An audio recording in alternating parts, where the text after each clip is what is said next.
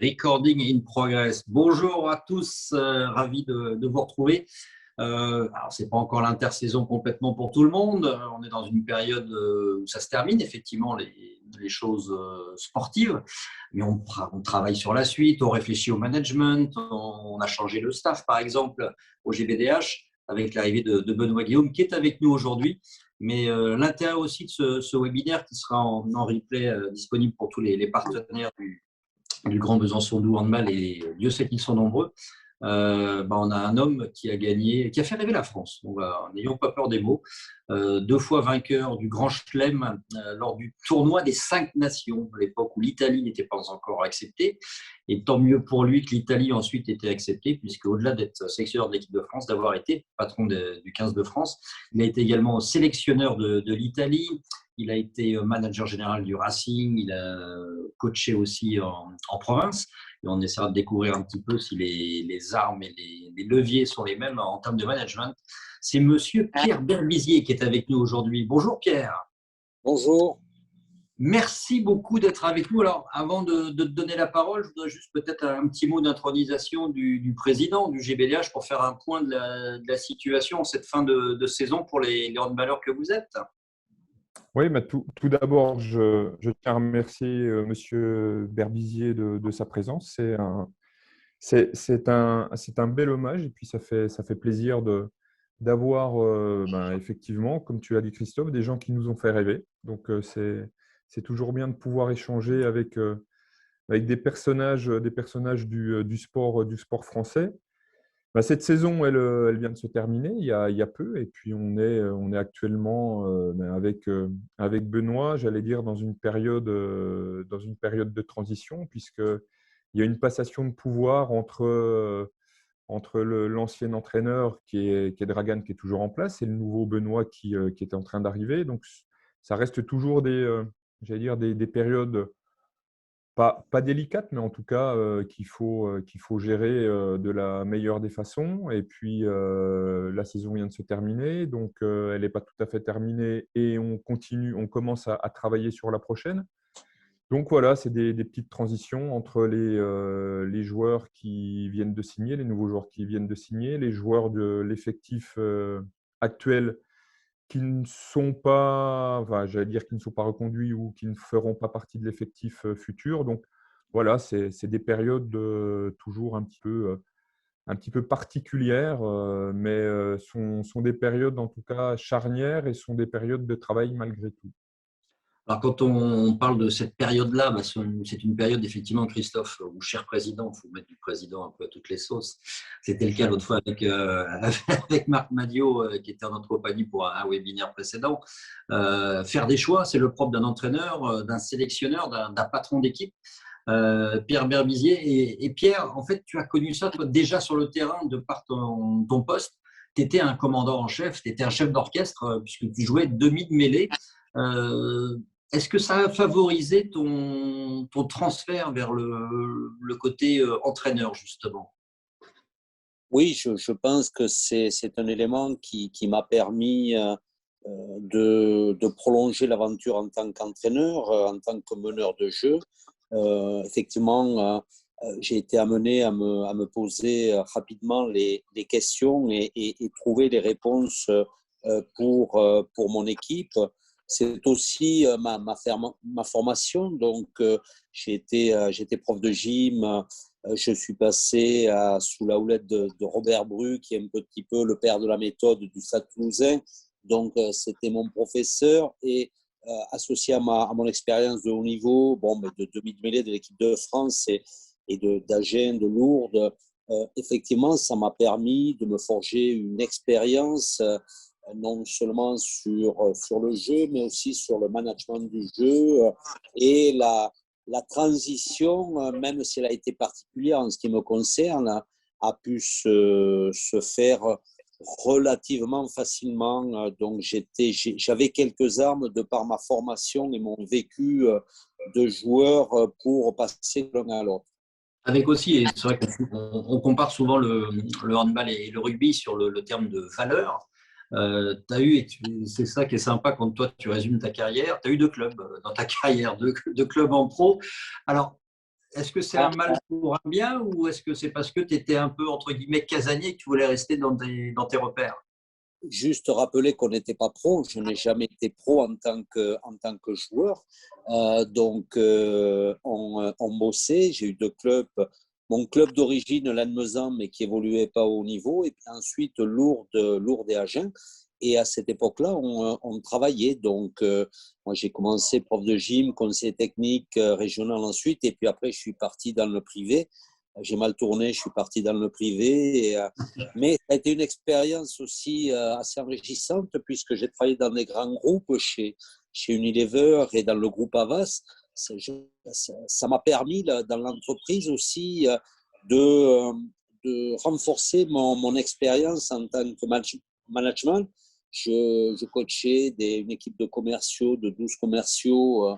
Toujours ce côté brassard, ce côté coacher, manager, c'est en toi. Disons, alors je donne une définition différente entre le manager et l'entraîneur. Le manager est tourné vers, je dirais, le projet. L'entraîneur est plus vers l'activité. Quand je dis le manager est tourné vers les hommes, le management des hommes. L'entraîneur, lui, va manager l'activité. C'est un petit peu la différence que je fais entre le manager et l'entraîneur. Chacun a sa définition parce qu'on dit manager, entraîneur, qu'est-ce que ça veut dire?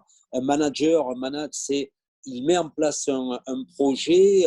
Un entraîneur gère l'activité, je dirais, au quotidien. C'est une différence importante que j'ai appris, moi, sur ma première année de fonctionnement, parce qu'en fait, je suis devenu entraîneur de l'équipe de France. C'était assez cocasse. Je suis viré en tant que joueur de la Coupe du Monde que je devais faire en 91. Et 2 mois après, je deviens entraîneur de la même équipe dans laquelle je jouais, l'équipe de France. Donc, ça a été une transition particulière et difficile. Et j'ai passé 1 an en tant qu'entraîneur où effectivement je gérais le présent. Donc, et puis au bout d'1 an, je me suis aperçu effectivement que j'étais plus joueur qu'entraîneur. Et je me suis posé les questions, c'est-à-dire que la réaction que j'avais dans les tribunes, je voyais la solution, je ne comprenais pas pourquoi mes joueurs ne voyaient pas la solution en même temps que moi. Donc, j'ai presque failli me sélectionner pour revenir sur le terrain. Oui, pour avoir une cape de plus, tu en as eu 56 voilà. à l'arrivée quand même. Et on dirait 60 puisque, 60 et oui, on distingue sélection et cap, puisqu'à l'époque, M. Ferras ne voulait pas… Par exemple, le Japon qui a fait toutes les Coupes du Monde, on n'a jamais eu une sélection pour le Japon. J'en ai eu 4. L'Italie, j'ai joué l'Italie, on n'a jamais eu de sélection là-dessus. Donc, voilà. Donc, bon, c'est un petit détail. Et donc, je disais, je reviens à mon propos. Au bout d'1 an, je me suis aperçu effectivement que je ne comprenais pas pourquoi les joueurs ne voyaient pas la même chose. Et c'est là où je me suis dit, mais les joueurs sont sur le terrain et c'est eux qui jouent. Et donc, il va falloir passer par eux. Et c'est là où j'ai compris qu'il fallait peut-être fonctionner différemment avec eux. Et je suis devenu plus manager. J'ai mis en place un projet. Je me rappelle, c'était à Toulouse en 93. On avait fait donc ce tournoi 92 où on termine à la 2e place, malgré des difficultés sportives, une transition politique à la fédération, l'arrivée de la passée, dans une transition sportive aussi. C'était la fin d'une génération, la mienne, entre autres, les Blanco, la Gisquet, Rodriguez, bon, c'était la fin. Donc, sur le plan sportif, difficile. On termine second du premier tournoi que l'on fait. Et là, je me suis posé les vraies questions, à savoir qu'attendait mon équipe et quel discours. C'est la première fois où j'ai mis en place la notion de projet. Et sur le rassemblement pour démarrer la saison 93, c'était à Toulouse. Donc, je suis arrivé, j'ai bâti un projet, j'ai commencé mon introduction donc avec les gars. Je leur ai dit 24 juin 1995, vous serez champion du monde. Donc, c'était en 93. Et là, j'ai décliné mon projet.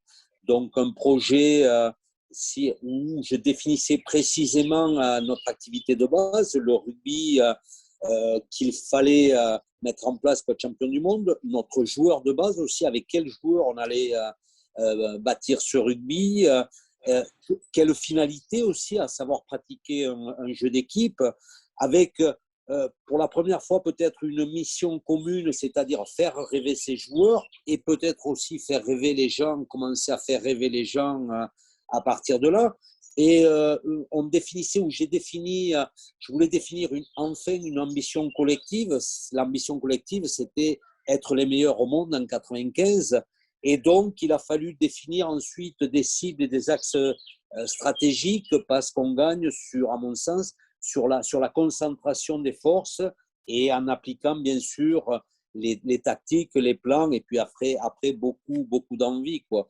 Sachant qu'il y a on a une contrainte incontournable, c'est le résultat, la performance. Et la performance, bien sûr, c'est les compétences liées à l'activité et puis aussi c'est la motivation. Et donc, voilà un petit peu la base de mon projet ou comment j'ai conçu la notion de projet, la déclinant en projet de jeu et la déclinant en projet quel joueur pour faire ce projet-là de jeu et rentrer dans le projet.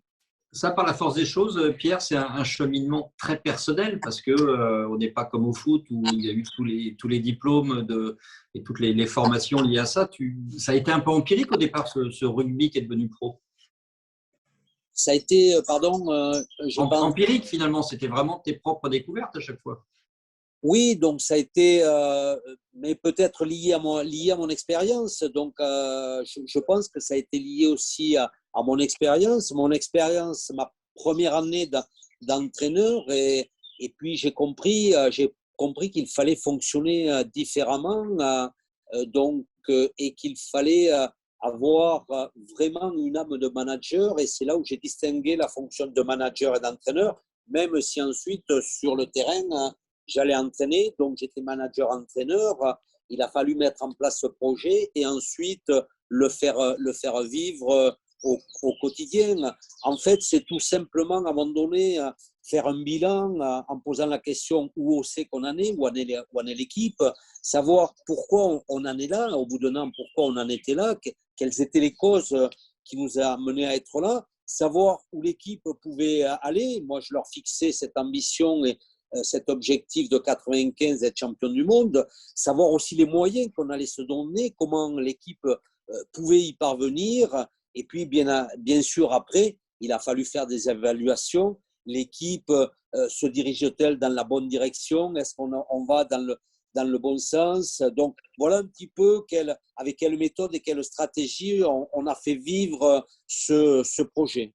Pierre, ce qui est quand même pas banal, c'est de passer de carrière de joueur à entraîneur, mais pas entraîneur de club, parce que généralement, le cursus, c'est celui-là. Tu vas commencer par un club, après un gros club, et ensuite la sélection. Toi, tu as fait le chemin inverse, du coup. Oui, ça a été, je dis, c'est assez particulier, et ça a été difficile. Là, c'est le vrai concours de circonstances par excellence. Non, c'est un coup politique. À l'époque, c'était un coup politique parce qu'il y avait… oui, c'est ça, puisque je me suis aperçu que non, je devais… Alors, c'est pour préciser le contexte et pour replacer aussi que chaque projet est dans un contexte, et le contexte politique à l'époque de la Fédération française de rugby était particulier, il a fallu en tenir compte, c'est-à-dire que c'était le départ de Ferras, ça devait être l'arrivée de Fabre. Bon, bref, c'est la passée qui est arrivée avec les Barbariens, l'appui des Barbariens. Et donc, personne, pour prendre l'équipe de France, personne n'en voulait trop. C'était un petit peu l'après-Coupe du Monde de 91 qui s'était mal terminée. Là, je me rappelle une fin de génération du Broca qui avait agressé l'équipe. Et donc, je rentre dans un contexte, et je ne le savais pas, j'étais prévu pour un an. Comme personne n'en voulait, donc ils ont dit on va prendre en transition Berbizier. Et ils avaient proposé déjà à Scrella, Villepreux, de prendre le truc. Ils n'avaient pas voulu. Et donc on va prendre Berbizier un an et puis on le virera. On va laisser. Non, voilà le contexte. Il faut connaître aussi les contextes et chaque contexte est particulier. Mais après, on peut parler de projet, on peut parler de jeu. Après, ça dépend le contexte pour le faire vivre et le faire évoluer. C'est aussi les contextes. Et là, le contexte politique était dominant.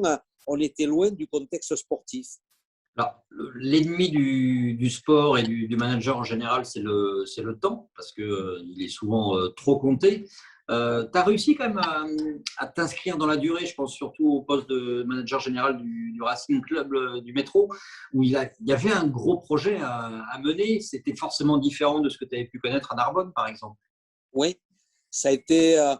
Donc, le projet du Racing était différent et je suis parti de l'idée que pour moi, le Racing était un club français qui fournissait autant de champions du monde, de champions olympiques. C'était un sport, un club omnisport et j'avais cette image du Racing et c'était une image de formation de champions. J'avais cette image-là. Donc, le projet du Racing, ça a été mettre en place un projet pour former des champions qu'il pouvait y avoir dans les autres disciplines. Et ça a été surtout axé sur la formation. Pour moi, le Racing, j'avais une image d'un club formateur. Et donc, je suis parti de la formation. Remettre en place la formation qui était en fait, il n'y avait plus de formation. Le Stade français, Massy étaient les leaders en Île-de-France et le Racing n'avait plus de formation. Donc, on est parti de ce projet de formation, bien évidemment, en ayant une équipe de haut niveau compétitive. Là, elle était en Pro D2. Elle était au bord de la Fédérale 1, puisqu'en fait, je ne pensais jamais venir au Racing. Le Racing devait descendre. Ouais, c'était trop haut sur la carte, il ne fallait pas aller trop haut non plus. Non, je vais te dire pourquoi exactement. Là aussi, c'est un concours de circonstances. J'avais rencontré le président Lorenzetti et moi, j'étais en Italie à l'époque, donc je devais re-signer. Je re-signais la semaine, je devais re-signer en Italie. Et j'avais dit à Lorenzetti, écoutez, président, vous me présentez votre truc. Je ne viendrai que si le Racing reste en Pro D2. Ils ne devaient pas rester, ils se sauvent la dernière journée du championnat avec un double résultat. Ils vont gagner à Toulon, ça a été un des succès, et un autre résultat qui a fait qu'ils sont restés en Pro D2. Et là, Lorenzetti me rappelle et j'ai été obligé de tenir ma promesse. Là aussi, c'est particulier. Donc, j'ai dit, écoutez, président, je vous l'avais dit, donc je viens. Voilà comment je suis parti de l'Italie et je suis venu au Racing, là aussi de façon particulière. Alors, c'est multiculturel quand on est entraîneur de rugby parce que ce n'est pas 15 joueurs, ce n'est pas 17, ce n'est pas 20, c'est 30. Ce sont des effectifs pléthoriques, enfin, qui ne sont jamais suffisants quand on voit la cadence infernale de cette saison, par exemple. Mais ça va intéresser notre coach Benoît Guillaume sur cette expérience en Italie, une différence de culture. Les médias n'ont pas le même regard. Alors, le rugby n'est pas aussi développé qu'en France, bien évidemment, mais est-ce que les médias ont un traitement particulier avec cette équipe d'Italie de rugby? Est-ce que les joueurs se sentent un peu des pionniers? Comment tu as vécu cette expérience italienne? Ça a été une belle expérience parce qu'ils ont quand même les qualités de base. Les Italiens, ce sont des combattants, donc on ne peut pas leur enlever ça. Donc ils avaient quand même la qualité de base. Ils aiment le combat. Le rugby, c'est quand même un sport de combat. Et après, effectivement, il a fallu organiser et structurer un petit peu le combat, puisque c'était des moyens limités, effectivement, au niveau des hommes, du nombre et de la qualité. Et puis, bien évidemment, de cet environnement, le rugby n'était pas un sport majeur en Italie. Et donc, on est parti sur un autre projet avec une ambition autre, c'est-à-dire que l'ambition, là, c'était tout simplement exister. Donc, on a envie d'exister. Aujourd'hui, on n'est rien. Demain, on veut avoir notre mot à dire. Voilà un petit peu le projet italien est parti de là, avec toujours pareil la même démarche. On a déterminé un projet où il a fallu déterminer aussi l'activité de base, c'est-à-dire le rugby qui correspondait aux joueurs italiens. C'est pour ça, je regarde aujourd'hui et souvent, les entraîneurs français ont mieux réussi que les entraîneurs anglo-saxons parce qu'ils ont cette culture latine. L'entraîneur anglo-saxon applique son savoir anglo-saxon et on voit, il faut répéter, alors que l'entraîneur latin part plutôt du joueur et le joueur italien était combattant. Il est donc, moi je suis parti de la réalité du joueur italien, à savoir ce qu'il savait faire, ce qu'il ne savait pas faire, et ne pas lui demander un rugby qui se pratique partout et qui ne peuvent pas faire. En tous les cas, on le voit aujourd'hui, c'est leur problème. Ils pratiquent un rugby qui n'est pas adapté à leurs moyens. Donc, on est parti sur un rugby beaucoup plus limité, mais un rugby adapté à leurs moyens du moment. Et on a structuré pour petit à petit l'enrichir, le compléter et être en phase toujours avec nos moyens qui étaient limités, qui se sont renforcés pour ensuite être compétitif. Le dernier tournoi que je fais en 2007, à la dernière journée, on était en capacité de gagner le tournoi. Il y avait trois équipes. On perd contre l'Irlande le dernier match. Donc, on termine quatrième. Il y avait trois équipes qui étaient en lice. Mais on avait réussi à revenir un petit peu dans le jeu, à être compétitif. Et cette année-là, on était, je crois, septième ou huitième, on termine septième ou huitième au ranking mondial avant d'aller en Coupe du Monde en 2007 en France. Donc, cette équipe avait progressé avec ses moyens et en étant partie de ce qu'il savait faire, de ce qu'il pouvait faire. Pierre, quand tu es en Italie, quand Philippe Saint-André coachait par exemple en Angleterre, on se félicite de la qualité des entraîneurs français qui savent s'exporter. Tu serais choqué qu'un jour l'équipe de France soit dirigée par un technicien étranger? Oui, ça me gênerait. Mais il faut savoir pourquoi. C'est tout simplement, il faut connaître, il faut savoir pourquoi. Non pas que ces entraîneurs-là n'ont pas la compétence, c'est une histoire de business. Aujourd'hui, la principale agence d'agents est anglo-saxonne. Elle a racheté la plus grosse agence française. Donc aujourd'hui, ils viennent chercher l'économie française, ils placent leurs entraîneurs et donc leurs… C'est pour ça que dans le top 14, notamment, on a autant de coachs étrangers? Entre autres, bien évidemment. Donc, je ne mets pas en doute leurs compétences. Et ce qui me gêne, c'est qu'on enlève la possibilité aux jeunes entraîneurs français d'avoir une expérience de haut niveau. On bloque, comme les joueurs, c'est exactement pareil. Mais donc, cette agence vient chercher l'économie française et place les entraîneurs étrangers, place des joueurs étrangers. Donc voilà, c'est ce qui me gêne. Et j'aimerais, c'est pour ça que l'équipe de France, qui est un petit peu l'emblème suprême, donc pour moi, la voie romaine d'un entraîneur étranger, et ça se fera, ça me gênera forcément parce que je pense qu'il y a suffisamment de qualité en France pour pouvoir avoir un entraîneur français. Simplement, il faut leur donner les moyens aux entraîneurs français de manager au plus haut niveau. Président, ça fait écho ce que dit Pierre Berbizier. Forcément, au moment où vous êtes en train, où le club vient de changer d'entraîneur et est reparti sur une filière plus traditionnelle avec Benoît Guillaume, c'est quoi ta réaction par rapport à ce que vient de dire Pierre?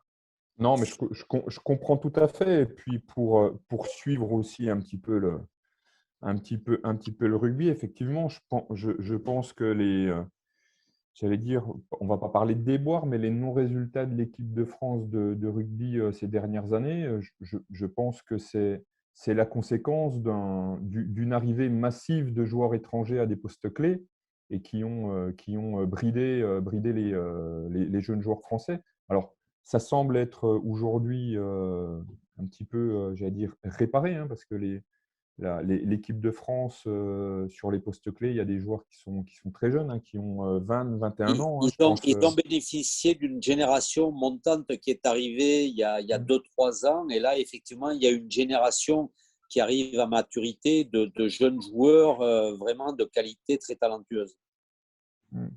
Et à qui on donne la chance. Donc, non, mais ça fait… Oui, donc, complètement. Donc, ça veut dire simplement on leur donne la possibilité de s'exprimer. C'est comme les entraîneurs. Quand effectivement on passe les étapes, quand on arrive, et simplement, il faut engranger cette expérience de haut niveau. Et pour cela, il faut jouer au plus haut niveau. Non, et ça va dans le sens de ce qu'on a fait quand on a repris le club il y a maintenant 12 ans. Hein. On a donné sa chance à un ancien joueur du club hein, qui se destinait à être entraîneur. Et on lui a remis l'équipe première sans expérience. On croyait en lui parce pour nous, il avait ses compétences. Et puis, ça nous a donné raison hein, puisqu'il est quand même resté chez nous 8 ans. Et puis que maintenant… il évolue et il en fait son métier. C'est son métier et puis c'est plutôt quelqu'un qui est reconnu. Donc, et puis après, par la suite, on a poursuivi sur la filière française avec Alain Porte, qui avait été entraîneur de l'équipe de France féminine. Ensuite, Dragan. Mais Dragan, alors effectivement, même si Dragan Zovko, ça ne résonne pas forcément français, mais c'est quelqu'un qui est en France depuis j'allais dire, depuis toujours. Et puis maintenant, effectivement, avec Benoît. Mais après, on a toujours essayé de rester dans cette filière de formation. Et puis, alors, filière française, il ne faut pas non plus que ça résonne comme du nationalisme. Hein, Non, pas du tout. C'est pas le… Non, complètement. Mais effectivement, je pense que alors je vais revenir au handball, mais au handball, on a une vraie formation, on a une vraie filière. Je pense que les résultats de l'équipe de France sont là pour le prouver. On a aussi une vraie école d'entraîneurs à la française. Maintenant, depuis quelques années, le handball français également est un petit peu, j'allais dire, attaqué, notamment par les entraîneurs. Alors, il y a pas mal d'entraîneurs espagnols qui sont en train d'arriver sur le marché. Alors, ce n'est pas la filière le jeu des anglo-saxonne. agents aussi là-dessus. Pardon ? C'est le jeu des agents aussi là-dessus. Ouais, c'est le jeu des agents, c'est le jeu. Et puis, c'est des choix, j'allais dire, présidentiels. Hein. Il y a un moment, c'est les dirigeants aussi hein, qui décident. Hein. On va parler Voilà, de ton choix présidentiel, justement, avec Benoît Guillaume dans quelques instants. Mais juste avant, Pierre, parce qu'il y a un parallèle avec le hand, il y a ce côté filiation, transmission des valeurs, mais transmission du savoir aussi. Au hand comme au rugby, on commence à voir les fils d'eux qui réussissent. Je pense à Ntamak, je pense à Carbonel. C'est quoi ce secret? Est-ce qu'il n'y a pas 36 000 sports comme ça où on retrouve les fils d'eux? Je pense que c'est le contexte dans lequel ils ont été éduqués. Donc, c'est l'éducation. Aujourd'hui, alors, je distingue bien l'éducation et la formation. Aujourd'hui, il y a aussi quelque chose qui me chagrine. On enferme nos jeunes dans des centres de formation. Donc, alors, sur le côté spécifique, ce sont des gens qui sont bien formés. Pour moi, le rugby, c'est aussi une éducation. Donc, il y a l'intelligence du quotidien. Je crois qu'il y a la formation spécifique est indispensable, mais en même temps, c'est aussi une éducation à la vie. Et on est en train de perdre un petit peu cette spécificité. On forme dans des centres de formation qui deviennent des ghettos. Les gamins ne vont plus à l'école. C'est l'école qui vient leur faire le cours. Ils ne sont plus en contact avec, je dirais, cette intelligence du quotidien qui fait qu'il n'y a pas que le rugby ou que le hand à faire. Il faut être confronté aussi à ce bon sens du quotidien. Donc, je ne sais pas si c'est la bonne formule, centre formation, oui, mais en même temps de les priver de ce qu'il y a aussi à côté. Et je dis, en tous les cas, en ce qui concerne le rugby, ça a été autant pour moi une éducation qu'une formation. On laissait personne sur le bord de la route. Aujourd'hui, il y a beaucoup de chômeurs. Ce n'était pas la nature du rugby. L'évolution, oui, je suis d'accord, mais cette évolution est risquée et cette évolution, malheureusement, fait des dégâts. Il manque l'éducation. Il ne faut pas oublier que ce n'est pas qu'une formation spécifique.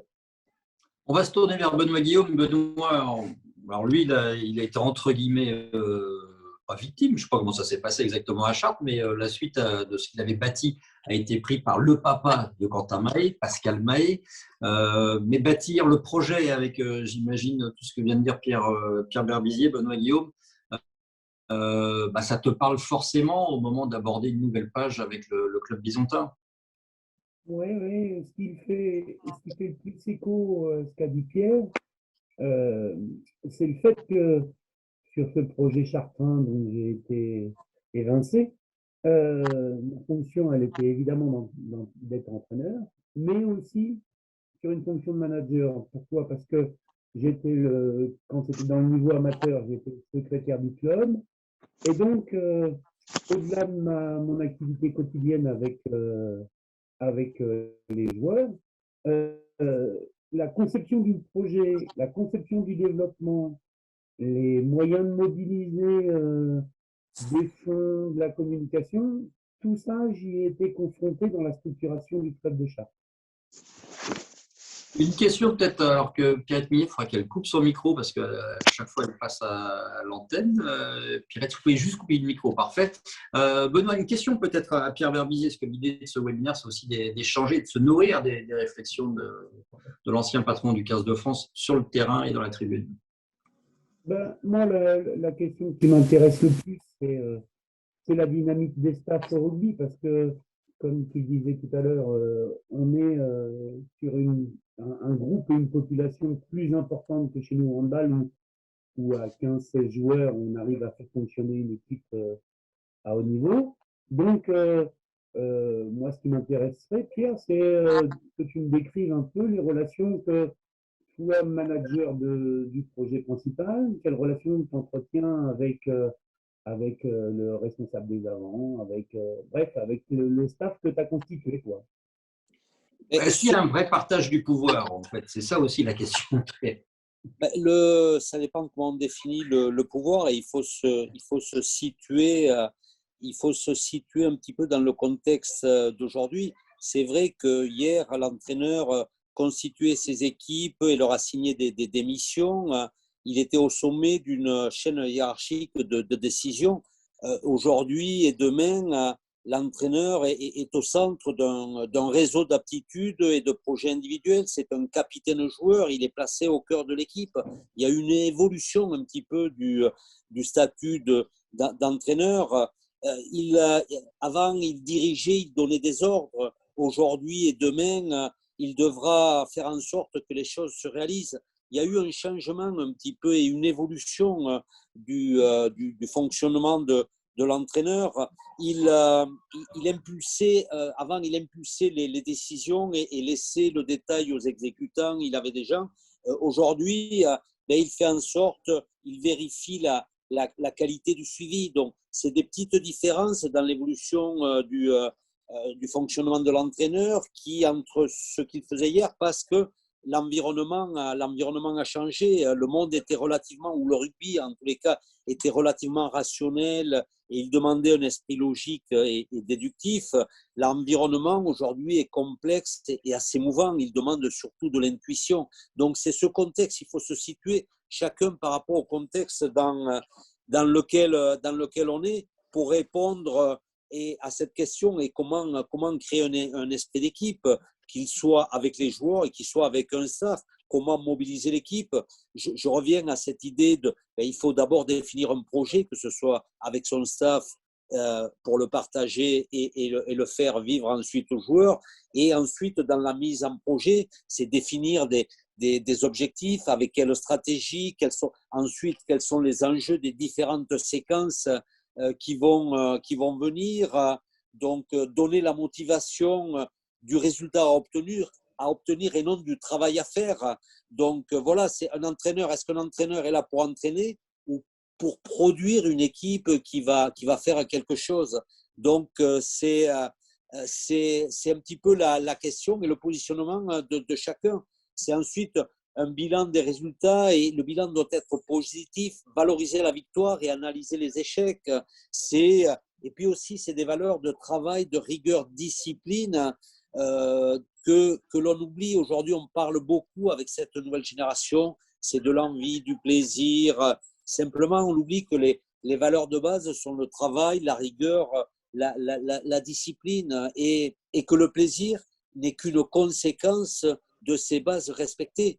Donc, c'est un petit peu lié à cet environnement, dans cet environnement qui change en permanence, je me suis rendu compte qu'il a changé, moi, par rapport à quand j'ai commencé, aujourd'hui, comment il évolue. Et j'ai donné quelques différences qu'il faut mobiliser une équipe. Voilà un petit peu comment je vois l'évolution et dans le suivi d'une équipe, que ce soit son staff, il faut partager. Je crois qu'il faut partager l'entraîneur ou le manager n'est pas celui qui fait tout, qui décide de tout. Non, il est au centre, je le répète, d'un réseau d'aptitudes et il faut faire vivre ses projets individuels.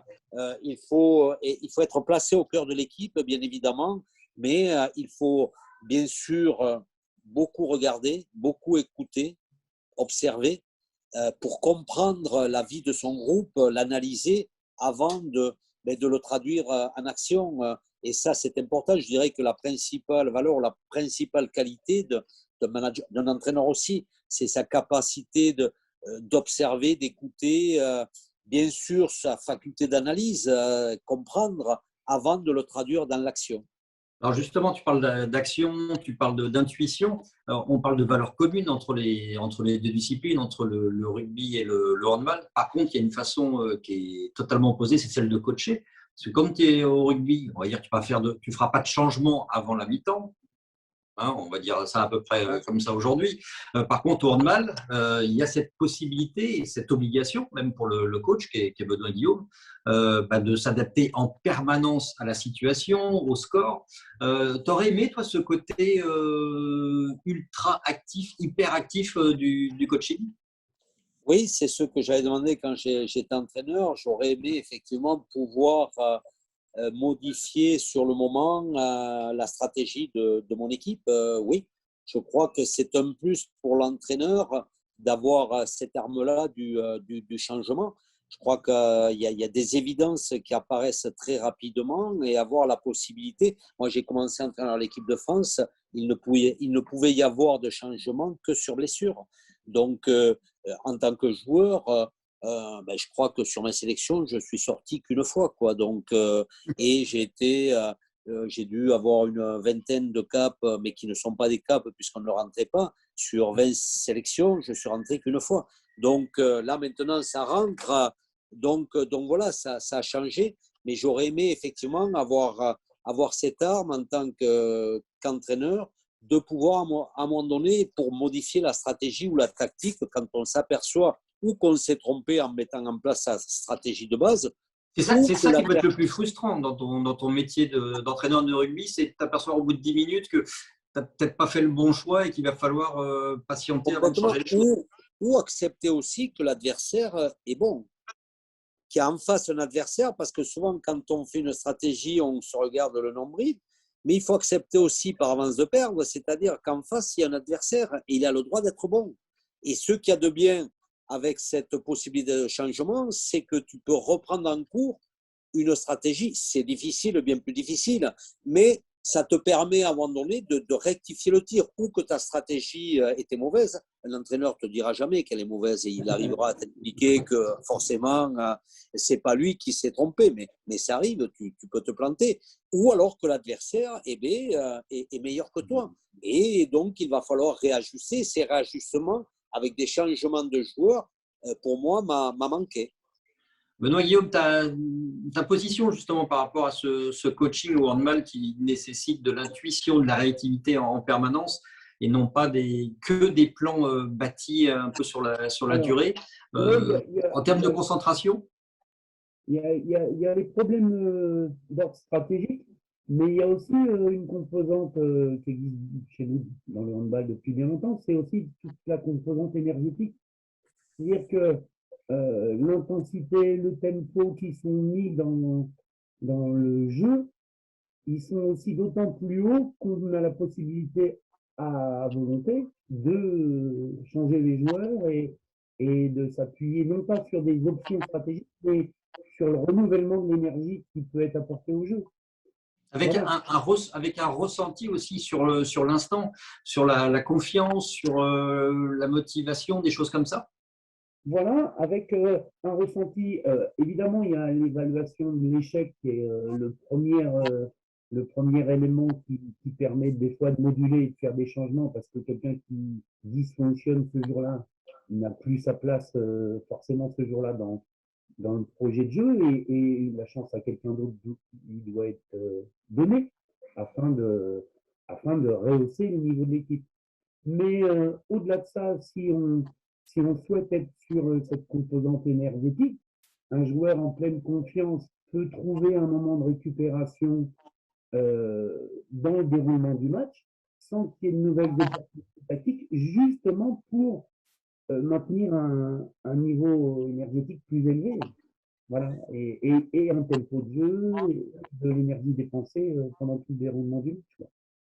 Pierre, Oui, c'est vrai, juste après, c'est vrai que l'intensité physique que l'on ne connaît pas avant le match va conditionner aussi les changements et peut-être les variations. Bien évidemment, cette dimension physique est à prendre en compte pour l'entraîneur. Oui. et puis avec aussi, Pierre, la présence le coach, il est sur le banc, il est avec les joueurs, il y a cette vie, il y a cette proximité. Un entraîneur de rugby, par moment, on a l'impression il est mis le plus haut possible dans la tribune. Oui, ben, il y en a qui sont sur le banc. Oui, je pense, mais aujourd'hui, il y a des moyens pour communiquer. Je pense que cette position de recul, j'ai fait les deux, cette position de recul n'est pas gênante. Au contraire, ça permet effectivement de donner du recul à son observation, donc forcément d'avoir une analyse et une compréhension peut-être plus aisée, plus fluide. Donc la position, oui, mais la position un petit peu en haut n'est pas pour moi un handicap. Tiens, puisqu'on parle de regard, c'est quoi toi ta perception du handball? Est-ce que tu es un amateur? Est-ce que tu suis de temps en temps? Est-ce que les Ah Bleus, ben, c'est incontournable? j'étais fan, je me rappelle de l'époque 92, le premier titre, on se retrouvait avec les Viols, les Latou, donc Gardan, il y avait cette génération. Moi, j'ai connu les Barjots, Les bronzés de les, Barcelone. voilà, les Barjots après. Les Donc, Barjots. voilà, donc j'ai connu en tant que joueur cette génération avec qui donc il y a eu des moments mémorables parce qu'ils ont quand même hors terrain, ils ont quand même des qualités rugbystiques où Ça aurait fait des bons rugbymen d'après toi? pour la troisième mi-temps, oui. Donc non après oui certainement c'était des athlètes. Il y a une dimension physique dans le handball. Forcément, ces gens-là, dans une activité comme le rugby, auraient sans doute pu, en appréhendant les techniques de notre jeu, mais ce sont de véritables athlètes à ce haut niveau, oui, bien sûr. Christophe, la dernière fois, on avait Marc Madiot avec nous. Peut-être tu as des questions à poser à Pierre Berbizier. Oui, et puis les autres aussi. Après, la parole est libre, bien évidemment. Il y a une question qui me taraude, mais que je me pose quand on a été capé et international français, quand on a entraîné l'équipe de France, quel effet ça fait d'entraîner une équipe nationale étrangère et d'affronter son propre pays? Et ça, c'est vraiment… Alors, autant en club, quand on joue contre son ancien club, mais quel est l'état d'esprit quand on rencontre son équipe, Difficile, son pays? ça a été difficile. En même temps, cette expérience étrangère donc renforce, mais effectivement, le moment où on rencontre son équipe est difficile. Et je crois, plus approche le match, il faut se détacher un petit peu de cet élément. À un moment donné, on est avec son équipe et son équipe du moment. Donc, effectivement, avant, on a cette réflexion et puis petit à petit, on se rapproche de l'équipe que l'on coach et on est avec son équipe, quitte après à revenir à des états d'âme. Mais plus le match approche et plus on se rapproche de la mission que l'on doit tenir avec son équipe. On ne regarde plus la nationalité, je ne regardais plus moi la nationalité ou le truc. C'est avant ou après, forcément. Mais sur le moment, non, c'était mon équipe du moment, quoi. Pierre, en parlant d'état d'âme. Et on chante pardon. Vas-y. Et on chante la Marseillaise ou pas? Dans ma tête, et je chantais le Fratelli d'Italia par respect. La Marseillaise, je la chantais dans ma tête et je chantais le Fratelli d'Italia, oui, l'hymne italien, par respect au pays qui m'avait appelé et que je représentais. Donc, par respect, oui, je chantais le Fratelli d'Italia. Pierre, une petite question autour dans ma tête la Marseillaise. Voilà. Une question autour des sentiments qu'on peut mettre quand on est de l'affect, voilà, qu'on peut mettre quand on manage. En club et en sélection, c'est pas du tout pareil, parce qu'en club, j'ai toute l'année avec eux, et en sélection, c'est quelques jours, une fois tous les 36 du mois. Est-ce qu'on est plus coulant, entre guillemets, en sélection qu'en club, ou l'inverse? Non, que ce soit en club ou en sélection, c'est positionner l'affect. Je crois qu'il faut de l'affect, il faut de l'émotion. Un groupe vit dans l'émotion et dans la gestion de l'émotion. Aucun groupe ne peut se passer d'émotion. Alors après, il faut le gérer en fonction des différentes émotions vécues dans le groupe. Il faut placer l'émotion ou la replacer dans le contexte tout simplement de son projet. Donc, il faut savoir, on ne fonctionne pas que sur l'émotion, mais je crois qu'il faut de l'émotion dans un projet. Elle a ses forces et ses faiblesses, elle donne de la force, elle donne des faiblesses. Il faut savoir toujours la situer par rapport au fil conducteur de son projet de jeu.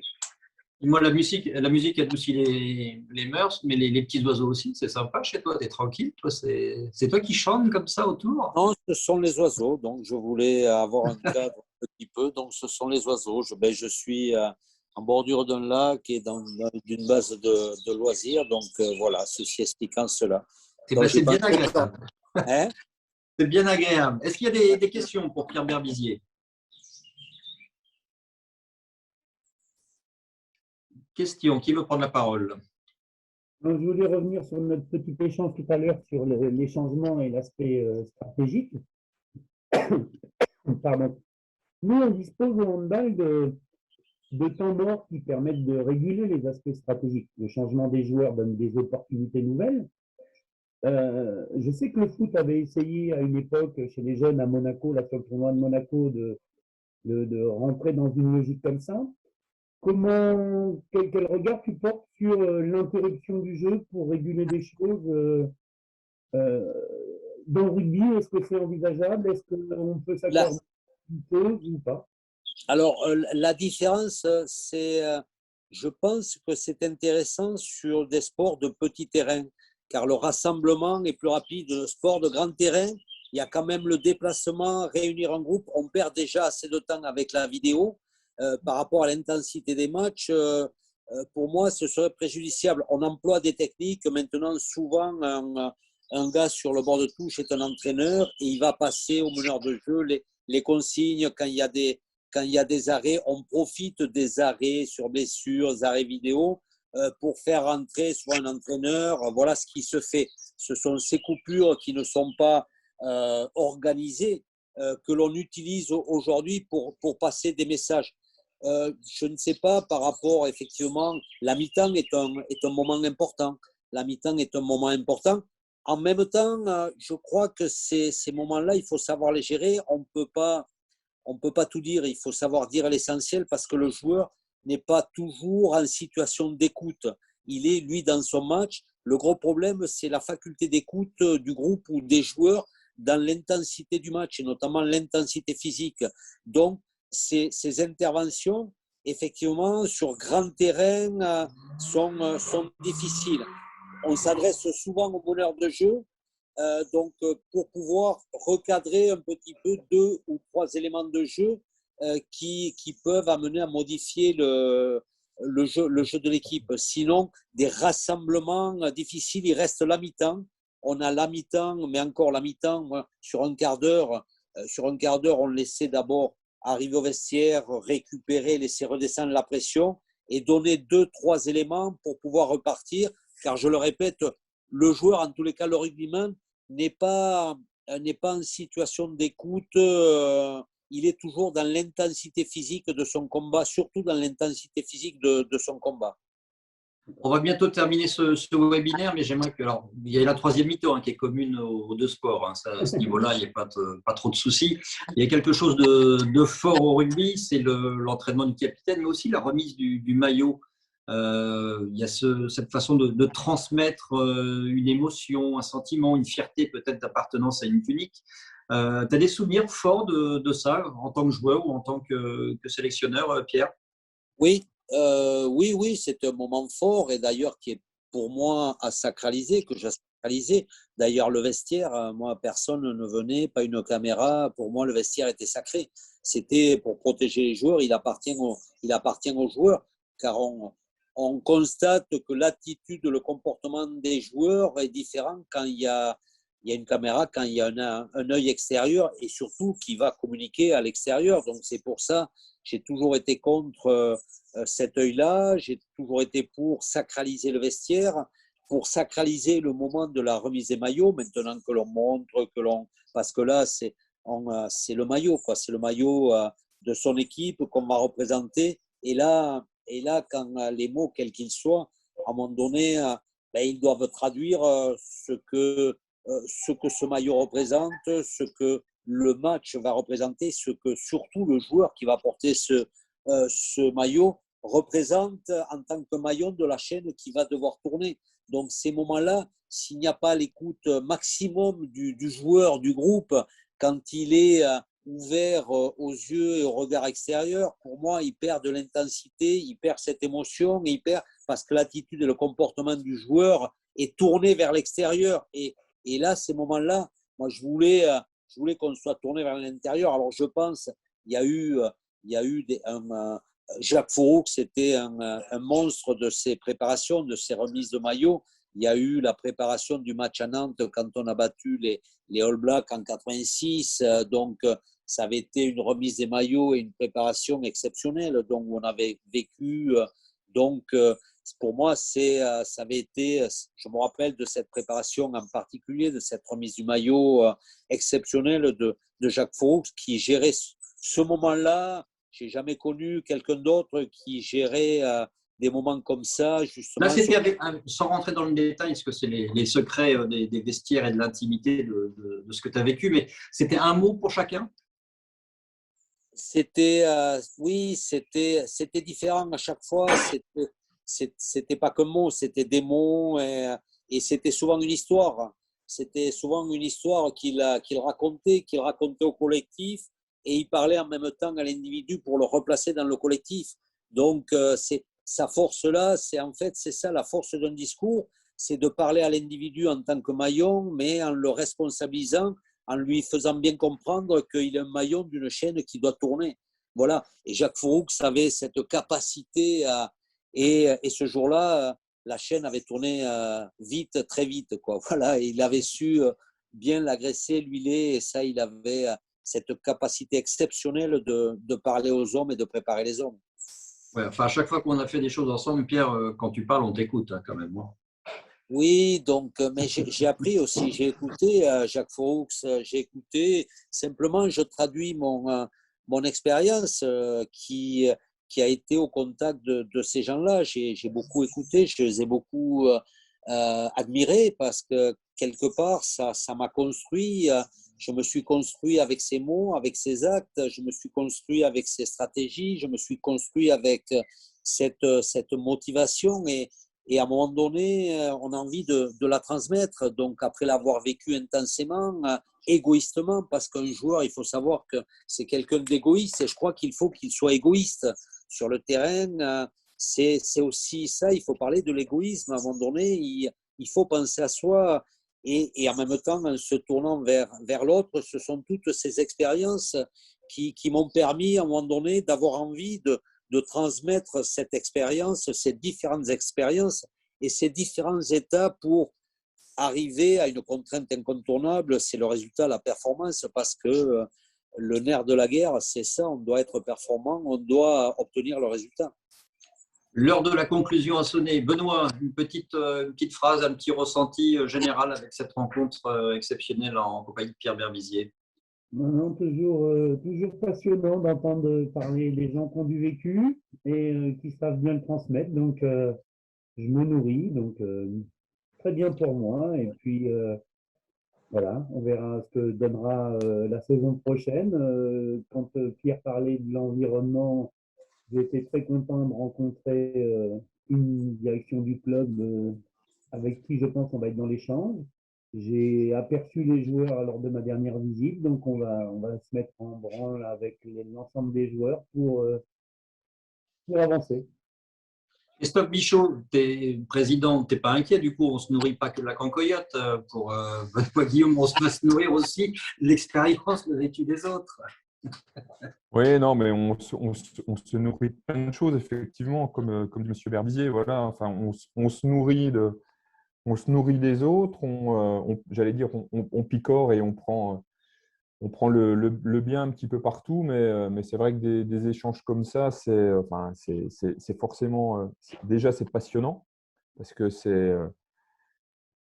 on boit ses paroles, et puis quand on est fan de sport, que ce soit du rugby, que ce soit du foot ou que ce soit quoi que ce soit, mais enfin voilà, on l'a vécu de la même manière avec Marc Madios. Ce sont des gens qui transpirent la transmission, qui transpirent le savoir et qui ont soif de partager. Donc enfin voilà, c'est tout bénef. Donc enfin c'est 1 heure qu'on vient de passer, mais enfin on a l'impression que ça fait 10 minutes, quoi. Donc on Ouais, pourrait ce sont des grands noms du sport continuer français. encore longtemps, quoi. À Ouais, condition, c'est un vrai privilège.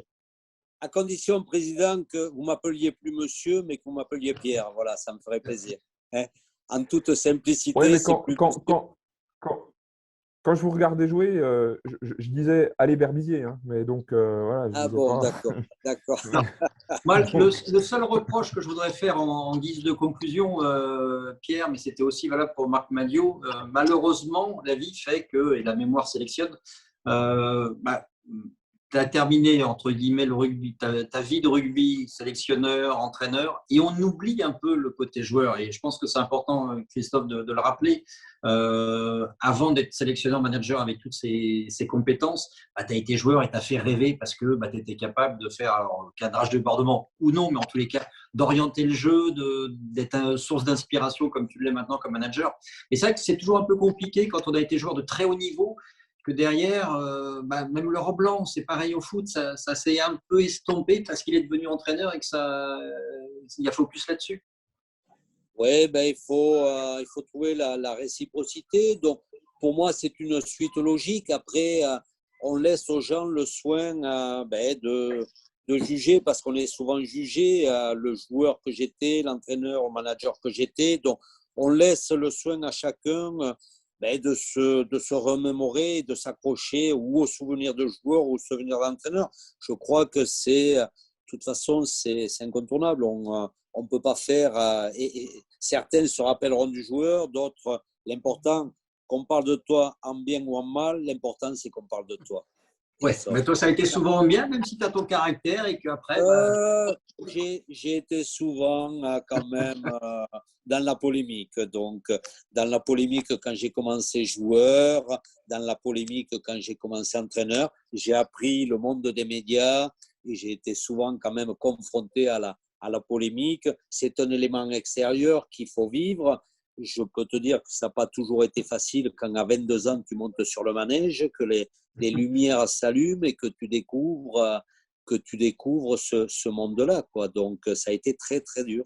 Et c'est un monde aujourd'hui que le joueur doit apprendre parce qu'effectivement, c'est une dimension, la communication incontournable et c'est un élément qui fragilise ou qui peut fragiliser aujourd'hui le candidaton, à qui plus est avec les réseaux aujourd'hui, c'est un élément que le joueur doit prendre en compte et qui peut faire plus ou moins bien ou mal. Ben moi, tout ce que je peux dire, c'est qu'à chaque fois que je fais appel à toi, ben, tu réponds toujours avec sourire, bienveillance et puis avec passion. Donc, merci pour ça aussi, Pierre. Ben, merci de me permettre de vivre ces moments-là aussi, d'exprimer ma passion. Je revis un petit peu mon passé. C'est toujours un plaisir de le partager avec des gens comme vous. Merci beaucoup. Et puis, l'obligation, Christophe Bichot, mais Mickaël Cordier va s'en charger, c'est que ce replay soit vu par tous les partenaires du club. Sinon, on les fait par signer. Qu'est-ce que tu en penses? On va les faire signer et on leur balancera après le replay. Non, mais c'est tellement enrichissant. On a envie de mettre ça dans un. Ou alors peut-être le diffuser. Tiens, regarde, je te propose quelque chose, peut-être, lors de la première journée de championnat ou à la présentation de l'équipe et tout, et ben de diffuser, si Pierre est d'accord, on va lui poser la question tout de suite, de diffuser ce webinaire sur grand écran, parce que je pense que c'est enrichissant pour toutes les strates d'un club.